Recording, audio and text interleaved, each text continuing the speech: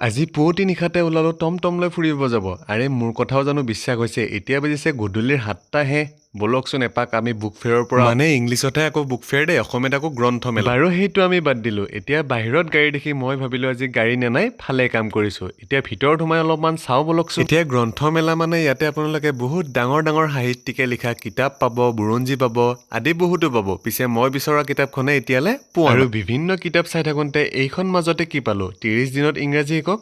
বাপৰে, মোৰ দ্বাৰাটো নহ'বয়ে। আপোনালোকে যদি পাৰে আহি লৈ যাব পাৰে, কাৰণ 26 তাৰিখ হ'লে মঙলদৈ বুক ফেয়াৰ অপেনিং হৈ আছে। আৰু এনেকেই বিচাৰি থাকোঁতে মাজতে পালোঁ এছাম ডাইৰেক্ট ৰিক্ৰুইটমেণ্টৰ কিতাপখন। পিছে লোৱাতনো কি আপত্তি, মায়েও ক'লে লৈ ল এইখন, কিন্তু মইহে জানো কি পঢ়ি। পিছে বিচাৰোঁতে এইফালে পালোঁ সৰাফুল কৌশিক নন্দন বৰুৱাদেৱৰ। পিছে কোনে কোনে পঢ়িছে কমেণ্ট কৰি জনাবচোন। নিৰিবিলি আৰু সৰাফুল। এইফালে আকৌ মায়ে বোলে পঢ়ে কাল গহ্বৰ। এনেকেই চাই থাকোঁতে দেখা পালোঁ প্ৰেমিকাক। আৰে মোৰ প্ৰেমিকা নহয়।